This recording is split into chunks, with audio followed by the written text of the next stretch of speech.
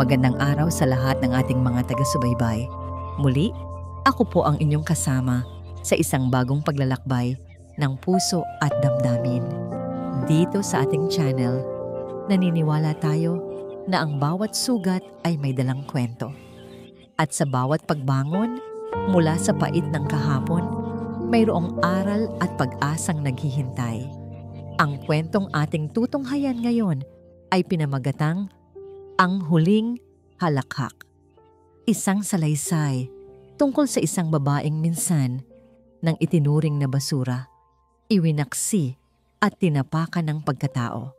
Ngunit tulad ng isang bituin, sa pinakamadilim na gabi, pinakamatingkad ang kanyang naging kislap. Halina't samahan natin siya sa kanyang pagbabalik at saksiyan kung paano ang isang pusong sinugatan ay matututong tumawa sa huli. At ang tawang yon ang yayanig sa mundo ng mga taong minsan nang nagpabagsak sa kanya. Taladalisay, ang samyo ng tagumpay. Kakaiba pala talaga. Amoy ito ng mamahaling pabango ng mga bisita, ng champagne na umaapaw sa mga kopita, at ng new car smell na nanggagaling sa mga makikisig na sasakyang nakahilera sa showroom. Dito, sa grand launch ng Gilas Motors, lahat ay perpekto. Ang mga ilaw mula sa kamera ng mga taga-media ay parang mga bituing nagliliwanag para sa kanya. Ang mga bulungan ng paghanga ay musika sa kanyang pandinig. Nakatayo si Tala Dalisay sa gitna ng lahat. Suot ang isang mamahaling itim na bestida na kayakap ng kanyang perpektong hubog. Sa kanyang labi, isang ngingiting pinraktis niya ng 1,000 beses sa harap ng salamin. Isang ngingiti na nagsasabing, "Nanalo ako na." Isang maskara, isang matamis at perpektong maskara. Pero sa ilalim nito, sa ilalim ng lahat ng ito, naroon pa rin ang pait. Isang palakpak mula sa entablado, ang biglang nagbalik sa kanya sa isang alaalang ayaw na niyang balikan. 2 taon. Ang palakpak ay naging tunog ng malakas na patak ng ulan. Ang mamahaling bestida ay naging luma at basang damit. Ang mainit na ilaw ng showroom ay naging malamig na dilim ng gabi. Nakaluhod siya noon sa putikan sa labas ng gate habang ang mga damit niya'y walang awang inihahagis palabas ng isang babaeng may nanlilisik na mga mata. Si Crescencia, ang biyenan niya. Lumayas ka sa pamamahay na to. Malas ka. Simula nang dumating ka sa buhay ng anak ko, hindi na kami umasenso. Isa kang pabigat. Hinawakan niya ang binti ng kanyang asawa, si Alon, na nakatayo lang sa tabi ng ina nito. Umiiyak siya, nagmamakaawa. "Alon, parang awa mo na. Saan ako pupunta? Mahal kita." Pero iniwas lang ni Alon ang tingin. Hindi magawang salubungin ang kanyang mga mata. Ang mga salitang lumabas sa bibig nito ang tuluyang pumatay sa kanyang puso. Tama si Mama. Wida, siguro nga hindi tayo para sa isa't isa. Ang ulan at ang kanyang mga luha ay naging isa. Walang nakapansin, walang nakiramay. Ang gate ay isinara ng buong lakas at siya'y naiwang mag-isa sa dilim. Yakap ang sarili sa gitna ng bagyo, sa labas at sa loob ng kanyang dibdib. "Ma'am Tala, okay lang po kayo?" Napapitlag si Tala. Ang boses ng kanyang assistant ang humila sa kanya pabalik sa kasalukuyan. Tumango siya at muling isinuot ang perpektong ngiti. "Yes, I'm fine. Just overwhelmed." "Wag ngayon, Tala." Saway niya sa sarili. "Gabi mo ito. Huwag mong hayaang sirain ito ng mga multo ng kahapon." Inilibot niya ang kanyang paningin, pinagmamasdan ng bunga ng 2 taong pagod, puyat at luha. Ang Gilas Motors, ang kanyang imperyo, ang kanyang paghihiganti, at sa paglibot ng kanyang mga mata, doon niya sila nakita, para siyang binuhusan ng nagyayelong tubig. Tumigil sa pag-ikot ang kanyang mundo. Papasok sa pinto ng showroom na para bang pag-aari nila ang lugar ay ang mag-inang sumira sa kanyang buhay. Si Alon de Ginto at ang ina nitong si Crescencia Silang. Mas mayabang ang kanilang dating na ngayon. Si Alon ay nakasuot ng bagong polo, habang si Crescencia ay nagliliwanag sa suot ng mga alahas na mukhang peke. Naglalakad sila na may ere sa bawat hakbang. Binabati ang ilang mga kakilala na para bang sila ang bida ng gabi. Narinig ni Tala ang malakas na boses ni Crescencia na nakikipag-usap sa isang sales agent. "Naku, Hijo, yang pulang yan ang gusto ko. Bagay na bagay sa status namin ngayon. Kukuha na kami niyan installment para naman maipangalandakan namin sa mga kapitbahay na umuunlad na talaga ang buhay namin." Napailing na lang si Tala. Ang ilang bagay pala talaga hindi nagbabago. Kasunod noon, ang mga mata naman ni Alon ang nagsimulang maglakbay sa paligid. At doon, sa gitna ng karamihan, nagtama ang kanilang mga paningin. Nakita ni Tala ang pagkunot ng noo ni Alon. Pagkilala, pagkalito, at isang bahagyang pagkamangha na hindi nito naitago. Tila hindi ito makapaniwala sa kanyang nakikita. Isang taladalisay na ibang-iba sa babaeng basahan na pinalayas nila sa gitna ng ulan. Hindi siya umiwas ng tingin. Sa halip tinaas niya ng bahagya ang kanyang baba. Isang simpleng kilos na nagsasabing, "Oo, ako to. Tignan mo akong mabuti." Sa sandaling iyon, umakyat sa entablado ang MC ng programa, hawak ang mikropono. Humingi ito ng atensyon mula sa lahat. "Ladies and gentlemen, isang magandang gabi po sa inyong lahat. Ngayong gabi, hindi lang po mga magagarang sasakyan ang ating ipinagdiriwang. Ipinagdiriwang din natin ang katatagan, ang talino, at ang pambihirang gilas ng isang babae na siyang utak sa likod ng lahat ng ito." Naramdaman ni Tala ang pagbilis ng tibok ng kanyang puso. Ito na, ang sandaling hinintay niya. Mga kaibigan, mga panauhing pandangal, mga kasama sa industriya. At ngayon, nang walang anumang pag-aatubili, isang malakas na palakpakan para sa nag-iisang founder at CEO ng Gilas Motors. Walang iba, kundi si Mrs. Taladalisi. Lahat ng ilaw ay itinutok sa kanya. Lahat ng kamera ay sa kanya nakapokus. At sa isang sulok ng kanyang mga mata, kitang-kita niya ang unti-unting panlalaki ng mga mata ni Alon at ang pag-awang ng bibig ni Crescencia. Ang kanilang mga mukha, isang perpektong obra maestra ng pagkabigla at hindi paniniwala. Ang maskara ni Tala ay naging isang tunay na ngiti, isang ngiting matamis at mapanganib. Ang mga palakpak ay parang alon na humahampas sa dalampasigan. Malakas, ngunit hindi sapat para burahin ang mga bakas ng nakaraan na nakaukit sa buhangin ng kanyang alaala. Habang ang lahat ay nakatingin sa kanya ng may paghanga, ang mga mata ni Tala ay nakapako lamang sa dalawang anino mula sa kanyang kahapon. Si Crescencia, ang mga labi nitong bahagyang nakaawang ay nagpapaalala sa kanya ng bawat masasakit na salitang ipinukol nito sa kanya. Salot, pasanin, malas. Ang mga salitang iyon ay parang laso na minsan nang kumalat sa kanyang buong sistema, unti-unting pinapatay ang kanyang pagkatao. At si Alon, ang kanyang dating asawa, ang lalaking pinangakuan niya ng habambuhay, ang lalaking duwag.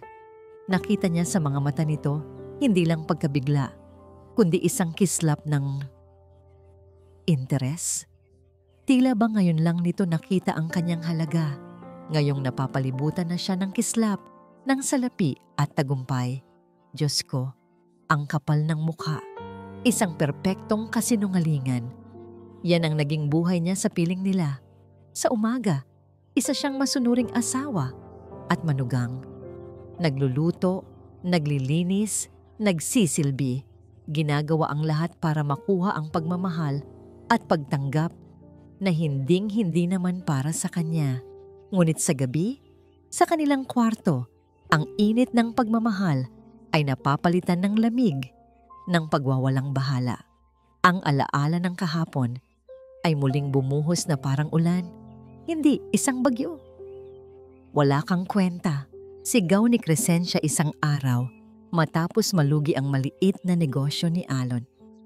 Ikaw ang may dala ng malas sa bahay na to. Mula nang mapangasawa ka ng anak ko, puro kamalasan na lang ang inaabot namin. Itinuro ni Crescencia ang kanyang tiyan. 3 buwan siyang buntis noon. At yang dinadala mo, isa na namang pabigat. Paano natin bubuhayin yan kung pati kami ay nilulubog mo sa utang? Hinanap niya ang mga mata ni Alon, umaasang ipagtatanggol siya nito. Ngunit tulad ng dati, yumuko lang ito at umiwas. Mama, tama na yan. Pabulong na sabi nito. Walang lakas, walang paninindigan. Kinagabihan, dahil sa stress at sama ng loob, dinugo siya. Nawala ang anghel na sana'y magiging tulay niya sa kaligayahan. At sa halip na damayan, sinisi pa siya. Iyon na ang naging simula ng katapusan. Ngunit sa gitna ng lahat ng kadilimang iyon, may isang munting liwanag. Ang kanyang biyenang lalaki, si Gilario, isang tahimik na tao na laging nasa isang sulok. Tila aninong walang boses sa sariling pamamahay dahil sa bunganga ni Crescencia. Isang araw, bago siya tuluyang palayasin, palihim siyang nilapitan nito. Sa palad niyang nanginginig, inilagay ni Gilario ang isang maliit at simpleng silver locket. Tala, iha. Mahinang bulong nito. May lungkot sa mga mata. Pasensya ka na. Isa akong inutil na ama at asawa. Pero maniwala ka, hindi ka malas. Sila ang may problema. Binuksan nito ang locket, walang laman. Huwag mong lalagyan ng litrato ni Numan. Ang ilagay mo dyan ay ang pangarap mo. Sa tuwing malungkot ka, hawakan mo to at alalahanin mo ang halaga mo. Isinara nito ang kanyang palad. Ito ang magbibigay sa iyo ng tunay na swerte, hindi ang mga kasinungalingan nila. Kinabukasan, pinalayas na nga siya. Ngayon, sa ilalim ng kanyang mamahaling bestida, nakasabit sa kanyang leeg ang locket na yon. Ang nag-iisang bagay na isinama niya mula sa impyernong yon. Instinctively, dinala niya ang kanyang kamay sa kanyang dibdib. Hinawakan ang malamig na metal sa ilalim ng tela. Naramdaman niya ang tibay nito at doon siya humugot ng lakas. Ang mga palakpak ay nagsimula ng humina. Ang mga tao ay nagsimula ng magbulungan. Ang kanilang mga tingin ay palipat-lipat sa pagitan niya at nang mag-inang ngayong namumutla na sa isang sulok. Tapos na ang pagkabigla ni Alon. Napalitan na ito ng pagkalkula. Isang mabagal na ngiti ang gumuhit sa mga labi nito. Isang ngiting sanay na sanay si Tala. Ang nangiti na ginagamit nito kapag may kailangan ito sa kanya. Nakita niya itong huminga ng malalim, inayos ang kwelyo ng kanyang polo at nagsimulang maglakad. Diretso sa kanya. Bawat hakbang ni Alon palapit ay parang isang dagundong. Ang mga bulungan ay humina. Naging isang nanonood na katahimikan. Huminto ito sa mismong harap niya. 1 metro lang ang pagitan.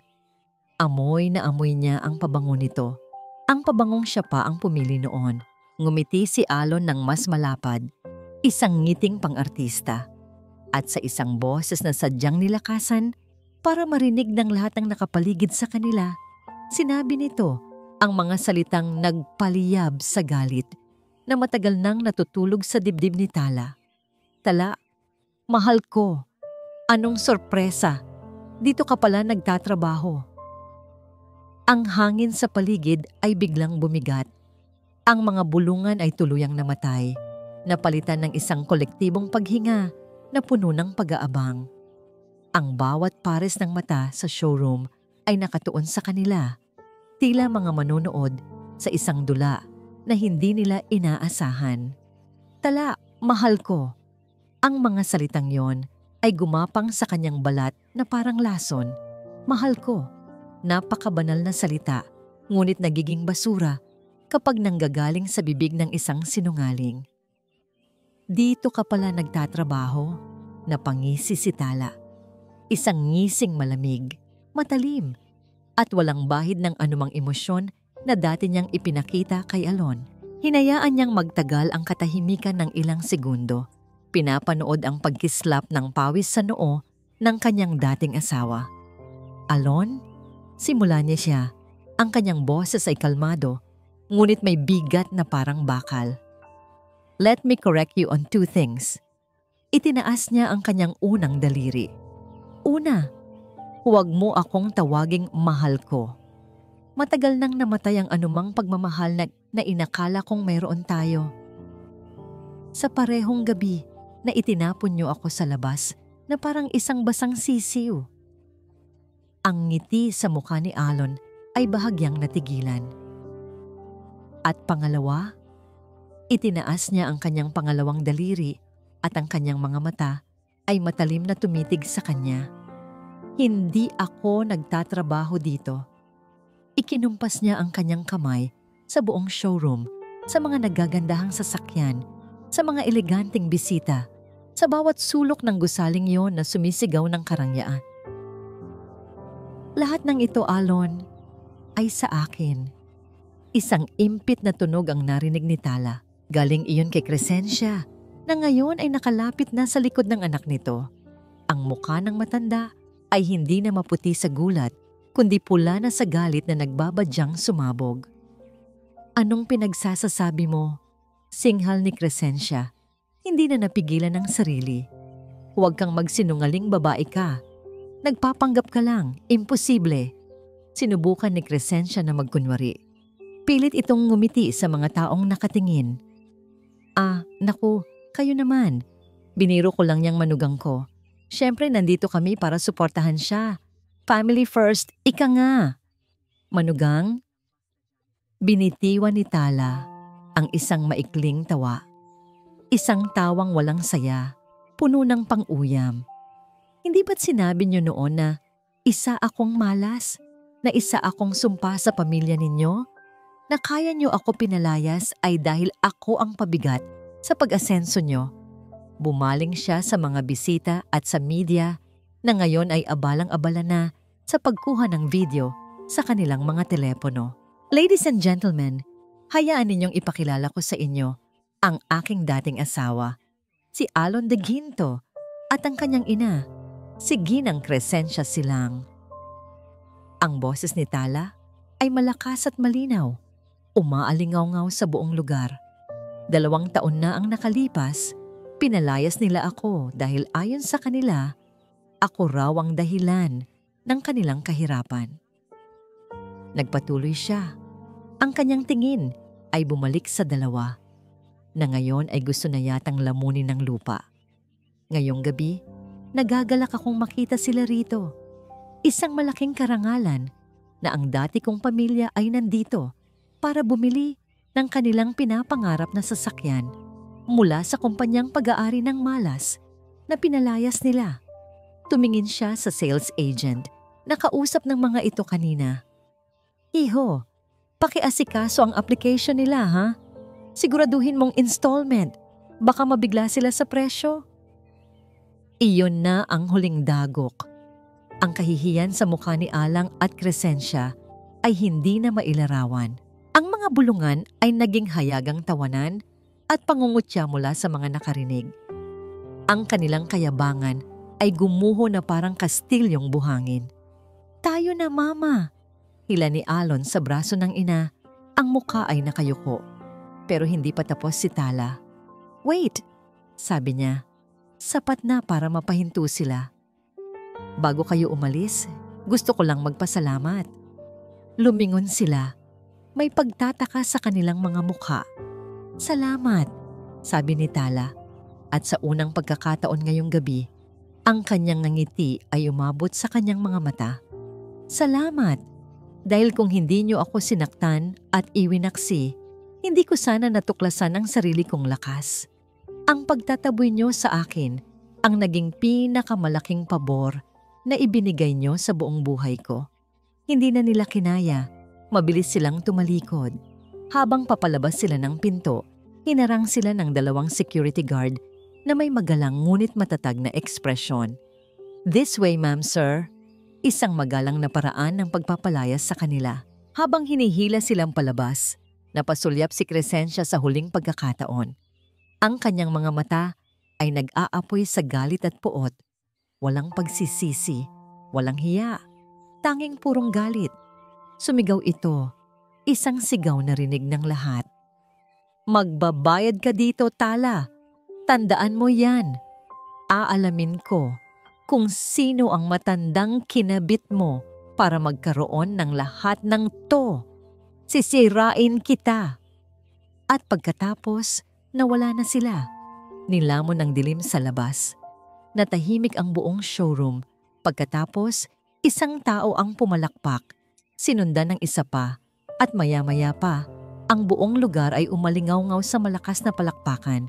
Hindi para sa Gilas Motors, para sa kanya.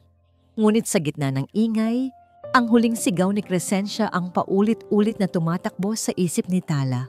Aalamin ko kung sino ang matandang kinabit mo.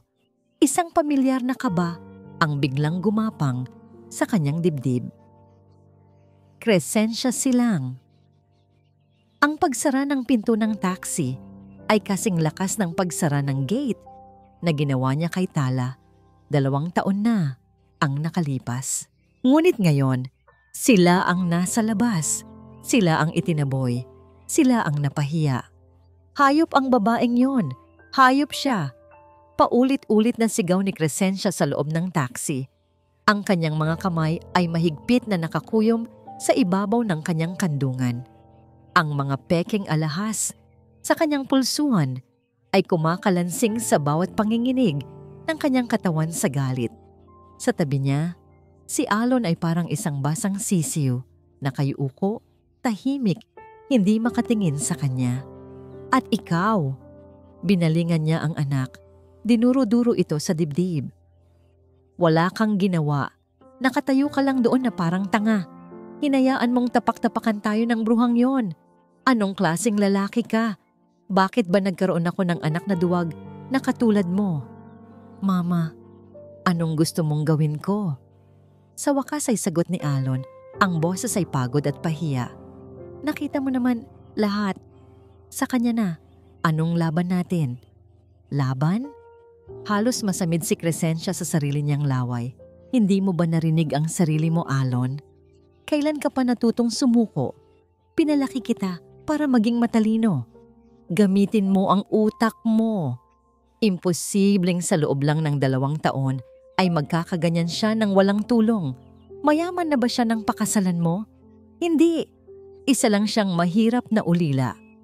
Pagdating nila sa kanilang maliit at umuupahang bahay, isang bahay na malayong malayo sa inaasam nilang mansyon, ibinagsak ni Crescencia ang kanyang bag sa mesa. Ang tunog ay umalingaw-ngaw sa nakakabinging katahimikan. May kumakabit sa kanya. Sabi niya, ang kanyang boses ay naging isang mapanganib na bulong. Sigurado ako, isang matandang mayaman na ginayuman niya. Imposibleng sa sarili niyang sikap yon. Imposible. Nagsimula siyang maglakad-lakad sa sala, parang isang tigre na nakakulong sa hawla. Ang kanyang isip ay tumatakbo ng napakabilis, naghahanap ng butas ng kahit anong pwedeng gamitin para sirain ang babaeng nagpahiya sa kanila. Kailangan nating malaman kung sino. Patuloy niya, mas para sa sarili kaysa kay Alon. Kailangan nating alamin kung sino ang nasa likod ng Gilas Motors na yan.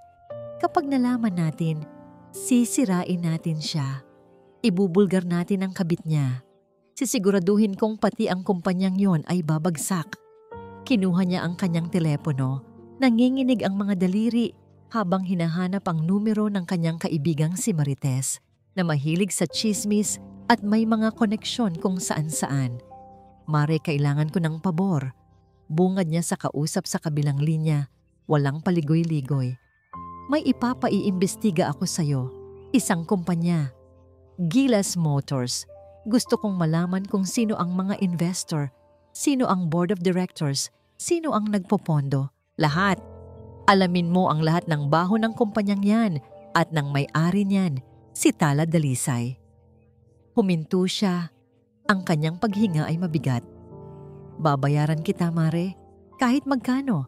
Siguraduhin mo lang na makakakuha ka ng impormasyon na wawasak sa kanya. Pagkatapos ng tawag, umupo siya sa sofa. Ang kanyang dibdib ay mabilis na tumataas baba. Naramdaman niya ang unti-unting pagbalik ng kanyang kontrol. Ang galit ay nagiging isang malamig at nakalkulang determinasyon. Hindi ito mananalo. Hindi si Tala. Hindi sa akin magtatapos to. Bulong niya sa dilim ng kanilang sala. Sinimulan niya ang gulo. Tatapusin ko ito. Tignan natin kung sino ang huling hahalakhak. Maya-maya pa, tumunog ang kanyang telepono. Isang text message mula kay Marites. Napangiti si Crescencia. Ang bilis. Ngunit nang buksan niya ang mensahe, unti-unting nawala ang nangiti sa kanyang mga labi. Mare? Kakaiba. Pribado ang kumpanya. Walang public records ng investors. Pero ang parent company na nag-register, ang pangalan ay GS Enterprises. At Mare, matagal nang nakatayo ang kumpanyang yan. Mahigit 20 taon na. GS Enterprises. GS paulit-ulit na umikot ang mga letra sa isip ni Crescencia. Bakit parang pamilyar? Bakit parang may kung anong kumukurot sa kanyang alaala? GS Gilario Silang. Bigla siyang napailing, itinaboy ang ideya. Imposible. Imposible, sabi niya ng malakas. Ang inutil na yon, ang walang kwentang lalaking yon, walang-wala yon nang umalis siya. Imposibleng siya yon. Ngunit kahit anong tanggi niya, ang binhi ng isang nakakakilabot na pagdududa ay naitanim na at nagsisimula na ikamatnong mag-ugat. Alon de Ginto. Ang mga sigaw ni Mama ay parang sirang plaka na paulit-ulit na tumutugtog sa loob ng kanyang isipan. Kahit pa kanina pa ito, tumahimik at nagkulong sa kwarto. Tuwag, walang kwenta, tanga. Umupo si Alon sa lumang sofa. Inilubog ang mukha sa kanyang mga palad. Amoy luma at alikabok ang upholstery, isang malayong-malayong sigaw mula sa amoy ng bagong sasakyan at tagumpay sa showroom ni Tala kanina. Tala, ang imahe nito kanina ay hindi maalis sa kanyang isip. Ang tindig, ang ang ngiti, ang paraan ng pagtitig nito sa kanya na para bang isa siyang langaw na gusto lang nitong itaboy. Nawala na ang babaeng umiiyak at nagmamakaawa sa kanyang paanan. Ang kaharap niya kanina ay isang estranghera, isang reyna, at sa isang sulok ng kanyang puso na hindi niya aaminin kahit kanino, lalo na sa kanyang ina, ay mayroong paghanga at isang matinding, nakakatusok na pagsisisi. Paano kung hindi ko siya sinunod? Paano kung ipinaglaban ko siya noon? Binuksan niya ang kanyang telepono at tinitigan ang luma nilang mga litrato na matagal na niyang hindi tinitingnan. Mga larawan mula sa kanilang kasal, sa kanilang mga unang anibersaryo. Masaya sila noon. O, masaya nga ba talaga? O baka naman masaya lang siya dahil may isang magandang babae na nagmamahal at nagsisilbi sa kanya ng walang kapalit? Isang boses ang bumasag sa kanyang pag-iisip. Si Mama niya, mula sa siwang ng pinto ng kwarto nito. Ano yung tinatanga-tanga mo dyan, Alon? Kumilos ka. Utos nito, ang boses ay matigas. Hindi ako naniniwala sa chismis ng Marites na yon. Pero kailangan nating makasiguro. Tawagan mo si Tala. Napatingala siya. Ano ang sasabihin ko, Ma? Kahit ano. Singal nito. Magmakaawa ka. Humingi ka ng tawad. Sabihin mong nagsisisi ka. Sabihin mong mahal mo pa siya. Gawin mo ang lahat para makuha ulit ang tiwala niya. Kailangan nating malaman kung paano siya yumaman at kung sino ang nasa likod niya. At ikaw lang ang makakalapit sa kanya. Ang utos ay parang isang mabigat na kadena na ipinulupot sa kanyang leeg.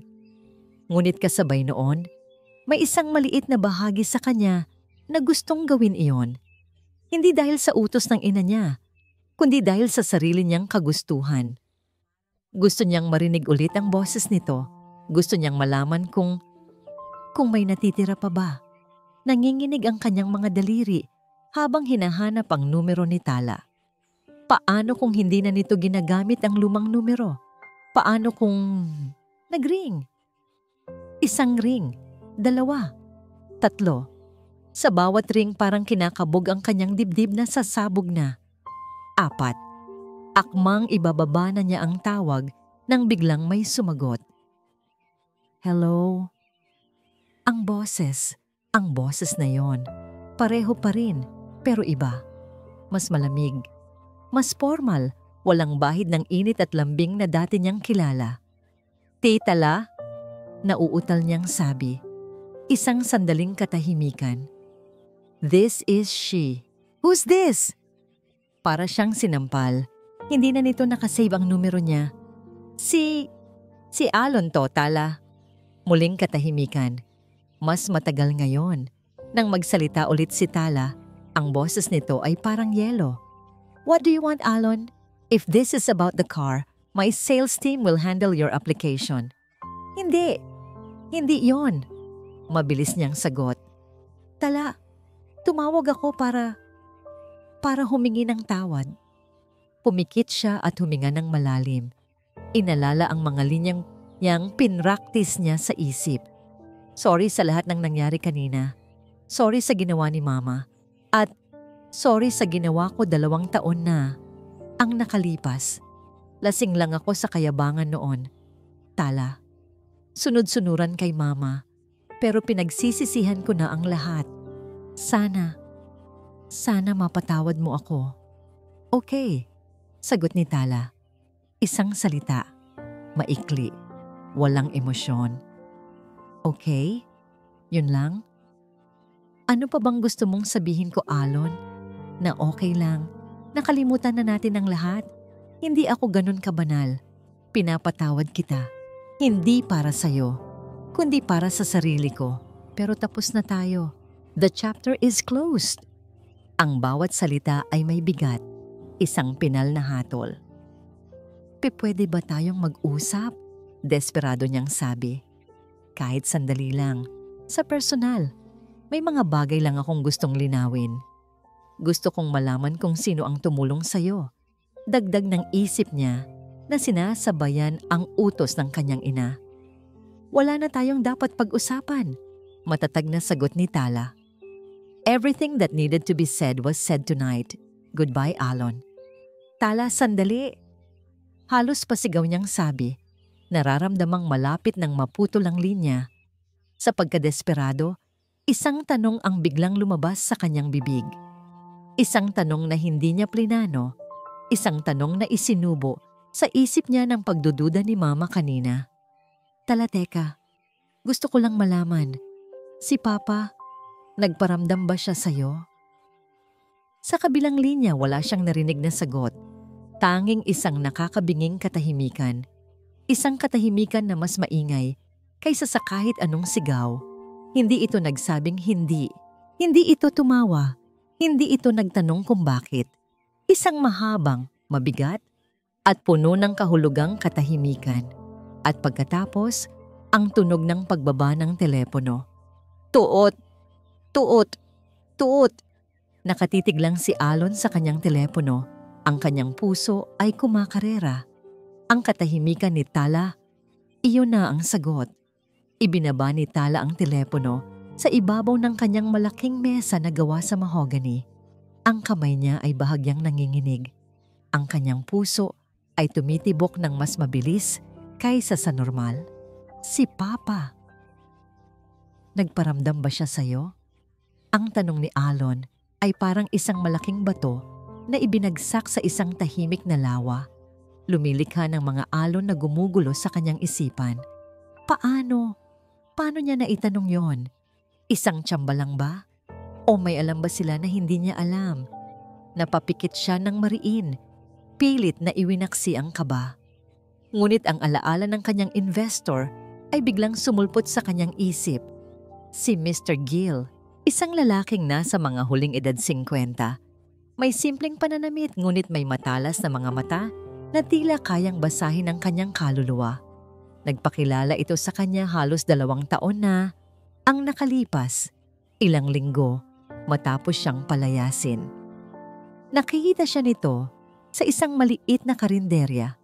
Abala sa pagsusulat ng isang business plan sa isang tissue paper habang kumakain ng lugaw. "May pangarap ka, Iha," sabi nito sa kanya noon matapos siya ng obserbahan ng ilang minuto. "Pero kulang ka sa puhunan." Hindi siya nagtiwala agad, ngunit sa mga sumunod na araw, palagi na niya itong nakikita. Kinakausap siya, tinatanong tungkol sa kanyang mga plano, nagbibigay ng mga payo. Hindi ito nanghingi ng kahit ano. Tanging isang bagay lang ang kondisyon nito nang mag-alok ito ng tulong pinansyal. "Gusto kong manatiling anonymous," sabi ni Mr. Gill sa kanya. "Ang pangalan ko lang ang malalaman mo. Huwag mo akong hahanapin. Huwag mong aalamin ang nakaraan ko. Ako ang lalapit sa'yo. Ang gusto ko lang ay patunayan mong tama ang tiwala ko sa'yo." At tinupad niya ang pangakong yon. Naging abala siya sa pagtatayo ng Gilas Motors. Ibinuhos ang lahat ng kanyang oras at lakas. Si Mr. Gill naman ay palaging nasa likod niya. Isang anino na nagbibigay ng gabay at suporta, pero hindi kailanman nagpapakita sa publiko. Ang lahat ng transaksyon ay ginagawa sa pamamagitan ng isang law firm, Gilas Motors. Ngayon lang niya napagtanto. Ngayon lang niya pinansin ang isang bagay na napakatagal nang nasa harap niya. Gilas, GS Enterprises, ang pangalan ng parent company na sinabi sa kanya ng kanyang abogado, GS Gilario Silang. Bigla siyang napahawak sa kanyang dibdib. Hindi maaari. Isang napakalaking koinsidensya lang siguro. Ang dating biyenan niya ay isang talunan. Ayon kay Crescencia, isang lalaking walang nagawa sa buhay. Paanong kinuha niya ang kanyang intercom? "Rina, pakiconnect ako sa ating legal department. Urgent." Habang naghihintay, muli niyang hinawakan ang silver locket sa kanyang leeg. Ang regalong bigay sa kanya ni Gilario. Ang nag-iisang alaala niya rito. "Ito ang magbibigay sa iyo ng tunay na swerte," sabi nito noon. "Ma'am Tala, nasa linya na po si Attorney Fernandez," sabi ng boses sa intercom. "Attorney Fernandez," mabilis niyang sabi. "Kailangan kong malaman ang pangalan sa likod ng GS Enterprises.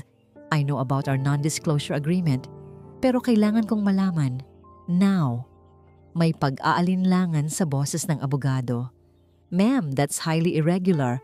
Ang kliyente ay napaka-pribado. I don't care. Just give me the full name of the primary shareholder. Please." Pagmamakaawa niya, isang mahabang katahimikan ang sumunod. Narinig niya ang pag-type sa keyboard at pag-click ng mouse. "Okay, ma'am," sabi ng abogado. "The name registered is Gilario S. Silang." Ang telepono ay halos mabitawan ni Tala. Ang hangin ay tila naubos sa kanyang mga baga. Ang lahat ng piraso ng puzzle, ang pangalang Gilas, ang inisyal na GS, ang tanong ni Alon, ang locket sa kanyang leeg, ay biglang nagkabit-kabit, bumubuo ng isang larawan na parehong nakakagulat at nakakakilabot. Ang taong tumulong sa kanya, ang taong naniwala sa kanya, ang kanyang anghel na tagapagligtas, ay ang ama ng lalaking sumira sa kanyang buhay. Bago pa man niya maproseso ang lahat, isang katok ang narinig niya sa pinto ng kanyang opisina. Bumukas ito at pumasok ang kanyang assistant na si Rina, may bahid ng pagkalito sa mukha. "Ma'am Tala, pasensya na po sa abala." "What is it, Rina?" tanong niya.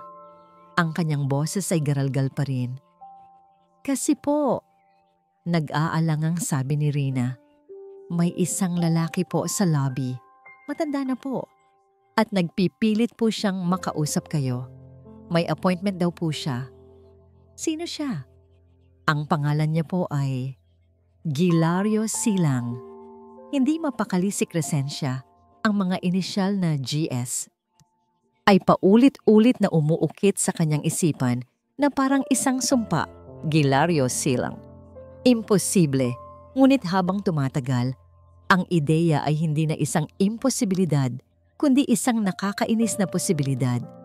20 taon na ang nakalipas mula nang lisanin ni Gilario ang kanilang buhay. O mas tamang sabihin, mula nang itaboy niya ito. Isang araw, pagkatapos ng walang katapusang sigawan tungkol sa pera, sinabi niyang isa itong walang kwentang asawa at ama, na kung hindi nito kayang buhayin ang pamilya nila sa paraang gusto niya, mas mabuti pang maglaho na lang ito. At naglaho nga ito, walang paalam. Nag-iwan lang ng isang maikling sulat na nagsasabing, "Pagod na ako." Mula noon, isinumpa niya ito. Sa lahat ng kaibigan at kapitbahay, ang kwento niya ay isa. Iniwan siya ng isang tamad at iresponsableng asawa. Pinalaki niya si Alon na may parehong paniniwala na ang ama nito ay isang talunan. Ngunit paano kung nagkamali siya? Hindi pwede, bulong niya sa sarili habang naglalakad pabalik-balik sa sala. Kung may pera ang lalaking yon, bakit niya kami hinayaang maghirap? Bakit hindi niya kami binalikan? Ang sagot ay dumating sa kanya na parang isang malakas na sampal. Dahil sa'yo, napatigil siya. Ang galit ay muling umakyat sa kanyang lalamunan. Galit hindi lang kay Tala, kundi sa multo ng kanyang nakaraan. Hindi na siya makapaghintay sa chismis ni Marites. Kailangan niya ng totoong sagot. Agad-agad. Kinuha niya ang kanyang bag at kinalampag ang pinto ng kwarto ni Alon. "Alon, gumising ka. Aalis tayo." "Saan tayo pupunta, ma?" Tanong ni Alon na antok pa. "Hahanapin natin ang inutil mong ama." Gamit ang isang lumang address book at ilang tawag sa mga dating kakilala na may pagbabanta, nakakuha si Crescencia ng isang posibleng tirahan. Isang maliit na apartment sa isang simpleng distrito sa kabilang bahagi ng lungsod. Habang nasa taxi, ang kanyang puso ay kumakabog sa halo-halong emosyon. Galit, pag-aalinlangan, at isang kakatwang takot. Paano kung totoo nga? Paano kung ang lalaking minamaliit niya sa loob ng 2 dekada ay ang may-ari ng lahat ng ipinagmamalaki ni Tala? Ang kahihiyan ay magiging doble. "Dito na po," sabi ng driver. Bumaba si Crescencia at tiningnan ng gusali. Lumana ito, malinis naman, ngunit malayong-malayo sa karangyaan ng Gilas Motors. Bahagya siyang nakahinga ng maluwag. Siguro nga nagkamali lang ako. Siguro dito na siya namulubi. Buong tapang siyang umakyat sa 2 palapag at walang atubiling kumatok ng malakas sa pinto ng Unit 3B. Ilang sandali pa, bumukas ang pinto. At doon, nakatayo ang lalaking huli niyang nakita. 20 taon na ang nakalipas. Si Gilario. Mas marami ng kulay abo ang kanyang buhok at mas marami ng guhit sa kanyang mukha. Ngunit ang kanyang mga mata niya ay pareho pa rin. Kalmado, malalim, at ngayon, tila may bahid ang pang-aasar. "Crescencia," sabi nito. Ang boses ay kalmado. Walang bakas ng pagkagulat. "Inaasahan ko na ang pagdating mo." Natigilan si Crescencia. Ang lahat ng inihanda niyang sasabihin ay biglang naglaho. "Ikaw?" Yun lang ang lumabas sa kanyang bibig. "Ikaw nga." "Ako nga ang ano?" Tanong ni Gilario. Nakasandal sa hamba ng pinto. Tila hindi natitinag. "Huwag ka nang magkunwari, Gilario," sigaw ni Crescencia. Nahanap na muli ang kanyang galit. Ikaw ang nasa likod ng lahat ng to, hindi ba? Ikaw ang nagpondo sa bruhang si Tala. Bakit? Para gantihan kami? Para ipahiya ang sarili mong anak? Si Alon na nakatayo sa likod niya ay parang naging bato, hindi makapagsalita habang pinapanood ang paghaharap ng kanyang mga magulang. Isang mabagal at mapait na ngangiti ang gumuhit sa mga labi ni Gilario. Tumingin ito sa kanya na para siyang isang nakakatawang insekto. "Nagulat ka ba, Crescencia?" sabi nito. Ang bawat salita ay mabagal at may diin. "Nagulat ka ba na ang lalaking tinawag mong walang kwenta at inutil ay may kakayahang higitan ka?" Huminga ito ng malalim. Palagi mong inaakala na ako ang talunan. Palagi mong iniisip na ang halaga ng isang tao ay nasa dami ng pera niya. Tumingin ito sa kanya ng diretso at sa mga mata nito, nakita ni Crescencia ang 20 taon ng pinigilang sama ng loob. Nakalimutan mo yata, Crescencia? Ang diamante ay nabubuo sa ilalim ng matinding pressure. At ikaw ang naging pressure na yon. Hindi gumalaw si Gilario mula sa kanyang kinatatayuan. Hinayaan niyang pumasok sa isipan ni Crescencia ang bigat ng kanyang mga salita. Sa likod nito, nakita niya si Alon, ang kanyang anak, na nakatitig sa kanya na may halo-halong pagkalito, sakit, at marahil, sa kauna-unahang pagkakataon, pag-aalinlangan sa lahat ng itinuro sa kanya ng ina nito. "Pumasok kayo," sabi ni Gilario. Ang kanyang boses ay walang init, walang galit. Tanging isang pagod na pagtanggap sa isang paghaharap na matagal na niyang iniiwasan, ngunit alam niyang darating. Nag-aalangang pumasok si Crescencia. Ang kanyang mga mata ay mabilis na sinusuri ang loob ng apartment. Simple lang ito. Malinis. Walang bakas ng karangyaan na inaasahan niya. Ang mga gamit ay luma na, ngunit naaalagaan. Sa isang estante, may mga libro. Maraming libro tungkol sa negosyo, economics at stocks. Huwag mong asahan na makakita ng ginto sa mga pader, Crescencia. Sabi ni Gilario, nababasa ang nasa isip nito. Hindi ako katulad mo. Hindi ko kailangang ipangalandakan ang kung anong mayroon ako. Umupo siya sa isang lumang silyon. Gusto mong malaman kung bakit? Kung bakit ko tinulungan si Tala at hindi kayo. Tumingin siya sa malayo. Ang kanyang mga mata ay dinadala ng alon ng alaala pabalik sa nakaraan. Ang buhay ko sa iyo ay isang impyerno, Crescencia. Araw-araw, ang naririnig ko lang ay kung gaano ako kawalang kwenta dahil hindi ko maibigay ang mga luho na gusto mo.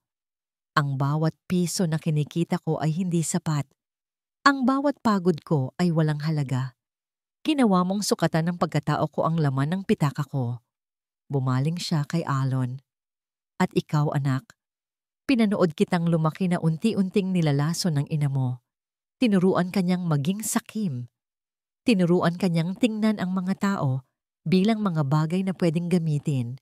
Tinuruan kanyang maging katulad niya. Isang maikling malungkot na flashback ang dumaan sa isip niya. Isang batang alon na humihingi ng bagong sapatos dahil tinutukso siya ng mga kalaro. Hinawakan niya ang kamay nito at sinabing, "Anak, hindi mahalaga ang tatak ng sapatos, kundi kung saan ka dadalhin ng mga paa mo." Ngunit dumating si Crescencia, itinulak siya palayo at sinigawan, "Huwag mong turuan ng kahirapan ng anak ko, Gilario. Kung hindi mo kayang ibigay, ako ang gagawa ng paraan."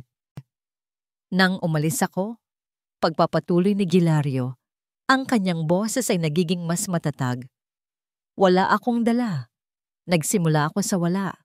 Nagtrabaho ako sa construction, naging ahente ng kung ano-ano, natutulog sa mga cheap na motel. Pero may isang bagay akong dala na hindi mo maiaalis sa akin. Ang pagnanais na patunayan sa sarili ko na hindi ako ang taong sinasabi mo. Pinag-aralan ko ang stock market. Nag-invest ako ng maliliit na halaga. May mga araw na lugaw lang ang kinakain ko. Pero unti-unti akong umangat. Tahimik, walang nakakaalam. Dahil natutunan ko, Crescencia, na ang tunay na kapangyarihan ay hindi maingay. At pagkatapos, dumating si Tala sa buhay ni Alon. At nakita ko sa kanya ang sarili ko. Isang taong mabuti ang puso, pero minamaliit at inaapi dahil hindi siya mayaman. Siya lang ang nag-iisang tao sa bahay na yon na kumausap sa akin na parang tao. Siya lang ang nakakita sa akin. Ang kanyang mga mata ay tumagos sa kaluluwa ni Crescencia at pinanood ko rin kung paano ninyo siya sinira. Pinanood ko kung paano ninyo pinatay ang kanyang liwanag araw-araw at nang palayasin ninyo siya, doon ako nagdesisyon. Hindi ito paghihiganti, Crescencia. Ito ay katarungan.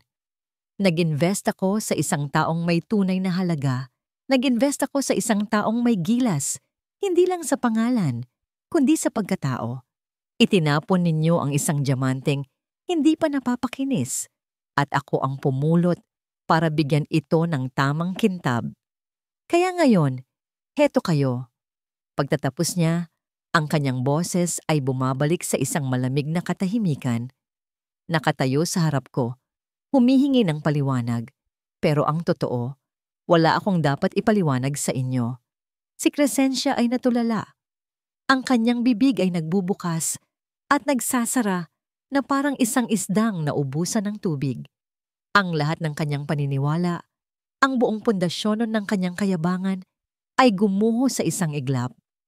Ang lalaking kinamuhian niya at tinuring na basura sa loob ng 20 taon ay ang arkitekto ng kanyang pinakamalaking kahihiyan.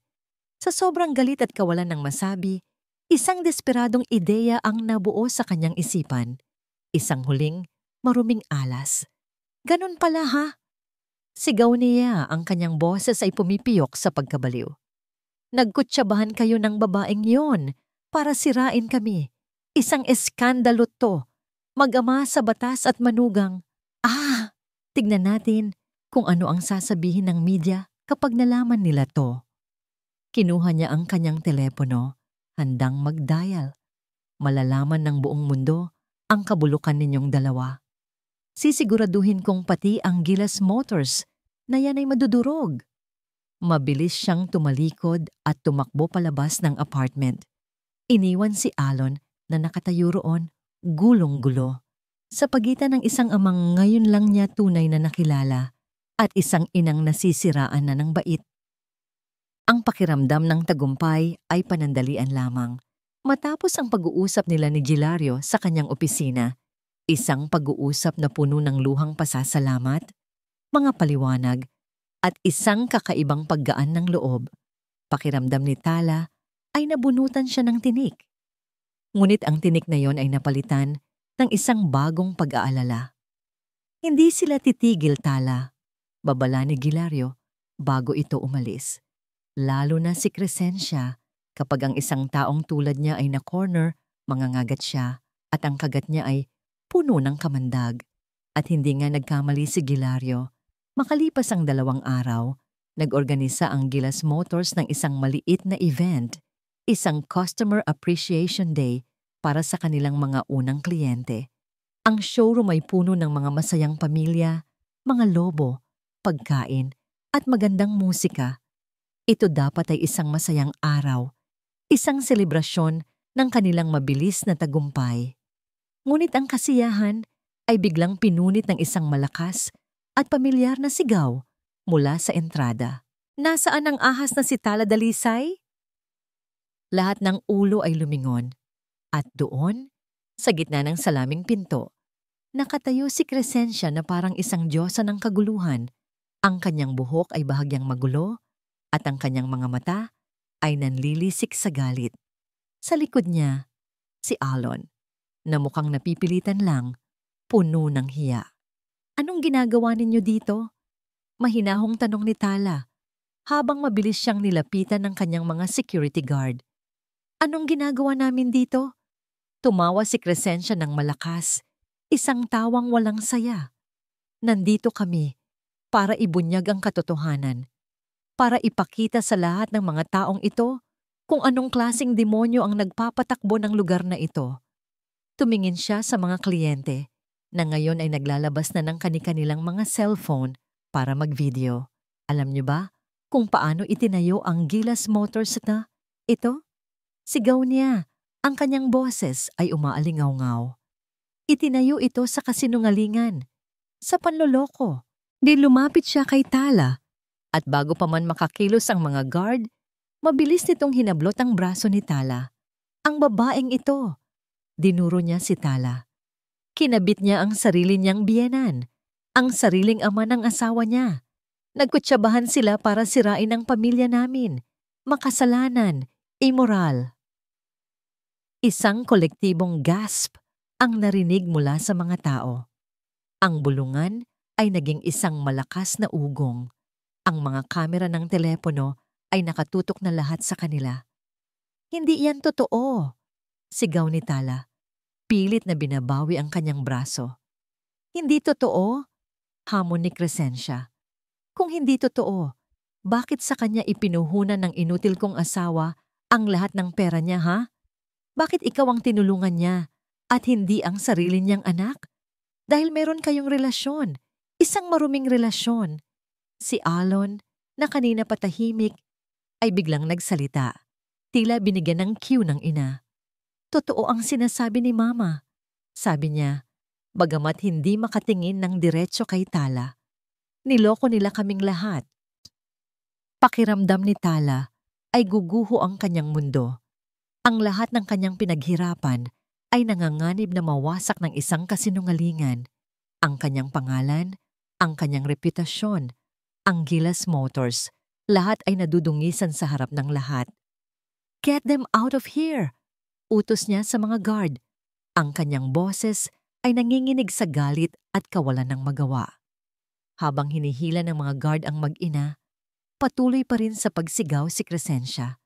Huwag kayong maniwala sa kanya. Isa siyang mang-aagaw, isang ahas, isang... Hindi na niya natapos ang kanyang sasabihin. Isang malakas at may awtoridad na boses ang pumutol sa lahat ng ingay. Isang boses na nagpatigil sa lahat, pati na sa mga security guard.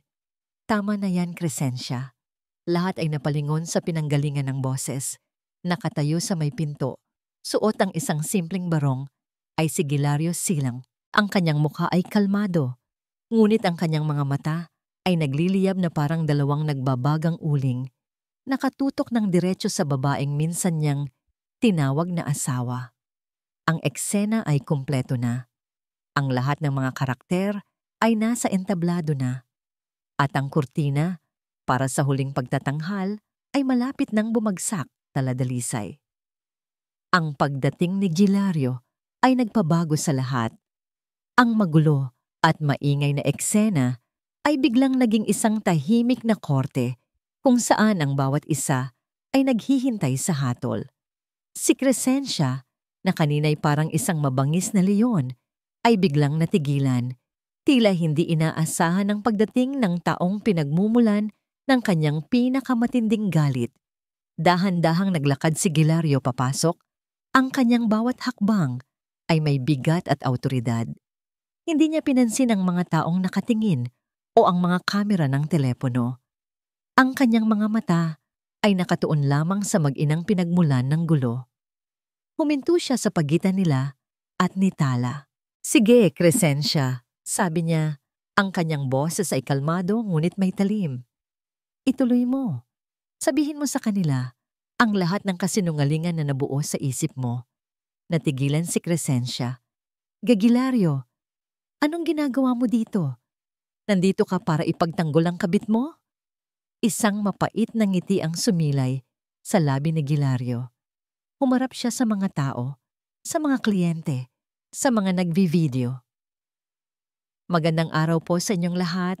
Panimula niya, ang kanyang boses ay malakas at malinaw. Ako po si Gilario Silang. Ako nga po ang dating asawa ng babaeng ito. Turo niya kay Crescencia. At ama ng lalaking ito. Turo naman niya kay Alon. At ako rin, huminga siya ng malalim. Ang nag-iisang investor at silent partner ng Gilas Motors. Isang malakas na bulungan ang kumalat sa buong showroom.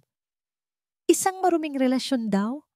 Pagpapatuloy ni Gilario, ang kanyang boses ay may bahid ng pang-uyam.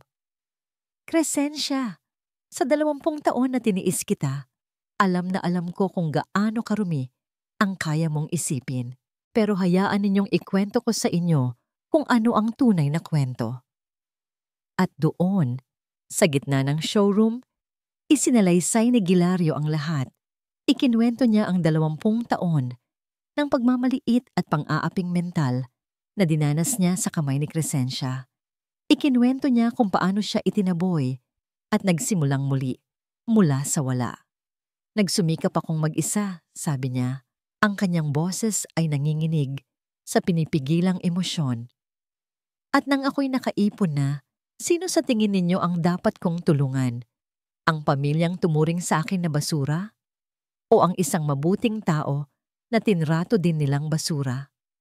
Ang kanyang tingin ay lumipat kay Tala at sa unang pagkakataon, nakita ng lahat ang lambot at paghanga sa kanyang mga mata. Nakita ko kay Tala ang potensyal na pilit ninyong pinatay. Nakita ko sa kanya ang determinasyon na wala sa anak ko. Hindi ko siya tinulungan dahil sa anumang relasyon. Tinulungan ko siya dahil siya ang karapat-dapat. Dahil ang tagumpay niya ay ang katarungan para sa aming dalawa. Pagkatapos, kumuha siya ng isang sobre mula sa kanyang bulsa. Mula roon, inilabas niya ang isang papel. Ito ang kopya ng divorce papers namin ni Crescencia. Napirmado niya 20 taon na ang nakalipas, kung saan nakasaad na wala na kaming anumang ugnayan o responsibilidad sa isa't isa. Naglabas siya ng isa pa. At ito naman ang kopya ng kontrata ng pamumuhunan ko sa kumpanya ni Tala na ginawa sa pamamagitan ng mga abogado, legal at malinis. Iniabot niya ang mga papel sa isa sa mga guard. Ipakita ninyo sa kung sino man ang gustong tumingin. Si Crescencia ay parang binuhusan ng isang baldeng yelo. Ang lahat ng kanyang mga akusasyon ay gumuho. Ang kanyang mga sandata ay naging abo. Wala na siyang bala. At ikaw, Alon, sabi ni Gilario, bumaling sa kanyang anak na ngayon ay nakayuko na sa matinding hiya. Pinanood kitang maging anino ng ina mo. Ngayon, may pagkakataon kang pumili. Mananatili ka ba sa ilalim ng lason niya? O tatayo ka sa sarili mong mga paa at hahanapin ang sarili mong pagkatao? Hindi sumagot si Alon. Ang lahat ng mata ay bumaling pabalik kay Crescencia, na ngayon ay nanginginig na sa galit at pagkatalo. Wala nang naniniwala sa kanya. Ang mga dating mapanghusgang tingin ng mga tao ay napalitan ng tingin ng pandidiri. Siya na ang naging kontrabida sa sarili niyang dula. At pagkatapos, sa gitna ng matinding katahimikan, ang lahat ng mata ay dahan-dahang lumingon. Kay Tala, nakatayo lang siya roon, pinapanood ang lahat. Ito na ang sandali. Ang sahig ay sa kanya na. Ang huling salita ay nasa kanya. Sasamantalahin ba niya ang pagkakataon para tapakan ng isang kaaway na lupaypay na? O pipiliin niya ang ibang landas? Ang buong mundo ay naghihintay sa kanyang hatol. Ang katahimikan sa loob ng showroom ay mas matindi pa kaysa sa pinakamalakas na sigaw. Bawat paghinga, bawat pagtibok ng puso ay tila naririnig ni Tala. Lahat ng mata ay nasa kanya, naghihintay. May mga matang nag-aabang ng dugo, nag-aabang ng isang huling, matamis na pagganti. Mayroon ding mga matang nagpapakita ng awa at pag-unawa. Tinitigan niya ang 2 taong nasa harap niya. Si Crescencia, na ang mukha ay pinaghalong galit at lubos na kahihiyan, ang buong pagkatao ay gumuho sa harap ng lahat. At si Alon, na sa unang pagkakataon, ay hindi nakatingin sa ina, kundi sa sahig. Tila isang batang nawawala at hindi na alam kung saan lulugar. Sa loob ng 2 taon, ang larawang ito ang pangarap niya. Ang makita silang ganito, talunan, hubad sa kanilang kayabangan, pinagtatawanan ng mundo. Ito dapat ang kanyang tagumpay. Ito dapat ang kanyang huling halakhak. Ngunit habang nakatitig siya sa kanila, wala siyang naramdamang saya. Wala siyang naramdamang tagumpay. Ang nararamdaman niya ay pagod. At isang malalim, nakakagulat na awa. Ang mga taong ito, na minsan niyang minahal at naging buong mundo niya, ay mga bilanggo. Mga bilanggo ng sarili nilang galit, inggit at kasakiman. At sa paghihiganti, muntik na rin siyang maging bilanggo. Dahan-dahan, kinuha ni Tala ang mikropono mula sa stand na malapit sa kanya. Ang bawat kilos niya ay sinusundan ng mga mata ng lahat. Lumapit siya, hindi na mayabang, hindi na galit, tanging may kapayapaan sa kanyang mukha. Sa loob ng 2 taon, panimula niya, ang kanyang boses ay malumanay, ngunit malinaw, umaabot sa bawat sulok ng silid. Sa loob ng 2 taon, ginawa kong panggatong ang galit ko sa inyo para magpatuloy sa buhay. Ang bawat luhang iniyak ko ay ipinangako kong babayaran ninyo ng kahihiyan. Tumingin siya ng diretso kay Crescencia at Alon. At ngayong gabi, bayad na kayo. Lugi pa nga siguro ako dahil ang halaga ng pagkatao ko ay hindi kayang tumbasan ng kahit anong kahihiyan. Huminto siya. Hinayaang lumapat ang kanyang mga salita. Inakala kong ang makita kayong ganito ang magbibigay sa akin ng kapayapaan. Pero nagkamali ako. Ang tagumpay ko ay hindi ang pagbagsak ninyo. Ang tagumpay ko ay noong araw na nagpasya akong bumangon mula sa putik na pinag-iwanan ninyo sa akin. Ang tagumpay ko ay ang bawat puyat at pagod na inilaan ko para itayo ito. Ang tagumpay ko. Ngumiti siya. Isang tunay na ngiti ay ang pagtuklas na ang halaga ko ay hindi nakadepende sa pagtingin ninyo o ng kahit na sino. Ang halaga ko ay nasa akin. Kaya, hindi ko kailangan ng sorry ninyo at hindi ko na rin kailangan ng galit ko sa inyo. Huminga siya ng malalim, isang paghinga ng pagpapalaya. Pinapatawad ko na kayo. Ang mga salita ay nag-iwan ng isang matinding katahimikan. Pinapatawad ko kayo. Ulit niya. Hindi dahil karapat-dapat kayo, kundi dahil karapat-dapat ako. Karapat-dapat ako sa kapayapaan. Karapat-dapat akong lumaya mula sa anino ninyo. Tapos na ang kwento natin. Tinalikuran na niya sila. Sa unang pagkakataon, nakita ni Alon na tumingin sa kanyang ina. Hindi na bilang isang utusang anak, kundi bilang isang taong nakakakita sa katotohanan. Isang tingin ng matinding pagkadismaya. Lumapit si Tala kay Gilario na may luha ng pagmamalaki sa mga mata. Inilahad nito ang braso at malugod niya itong tinanggap. Habang magkasama silang naglalakad palayo sa kaguluhan, isang tao ang nagsimulang pumalakpak. Sinundan ng isa pa at isa pa. Ang palakpakan ay naging isang malakas na alon ng paghanga at respeto, hindi dahil sa isang eskandalo, kundi dahil sa isang pambihirang pagpapakita ng lakas, dignidad, at tunay na pagpapatawad. Naiwan sa gitna ng kahihiyan sina Crescencia at Alon. Ano ang naghihintay sa kanila bukas? Wala nang nakakaalam. At sa totoo lang, wala na ring pakialam si Tala. Dahil sa wakas, malaya na siya. Ang eskandalo sa Gilas Motors ay naging usap-usapan sa loob ng ilang linggo. Ang mga video ay kumalat online, ngunit taliwas sa inaasahan ni Crescencia, ang simpatya ng publiko ay buong-buong napunta kay Tala Dalisay. Ang kanyang huling talumpati ng pagpapatawad ay hinangaan ng marami. At ang Gilas Motors, sa halip na bumagsak, ay lalo pang nakilala at dinumog ng mga kliyente na humahanga sa katatagan ng nagmamay-ari nito. Ang tagumpay ay may liwanag, ngunit ang pagkatalo ay may anino. Para kay Crescencia Silang, ang anino ay madilim at malungkot. Ang kahihiyan ay sumunod sa kanya saan man siya magpunta. Ang mga kaibigang dating nakikinig sa kanyang mga kayabangan ay umiiwas na ngayon. Ang mga kapitbahay ay nagbubulungan sa kanyang pagdaan. Dahil sa mga utang na naipon sa pagpapanggap na mayaman, kinailangan nilang ibenta ang bahay na inuupahan. Lumipat siya sa isang maliit, masikip na apartment sa isang lugar na hindi niya kilala, kung saan ang tanging kasama niya ay ang mapait na alaala ng kanyang pagkatalo. Para kay Alon de Ginto, ang anino ay isang pagkakataon para magsimula muli.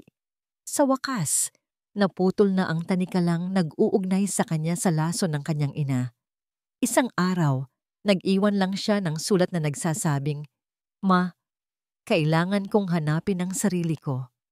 Walang nakakaalam kung saan siya nagpunta.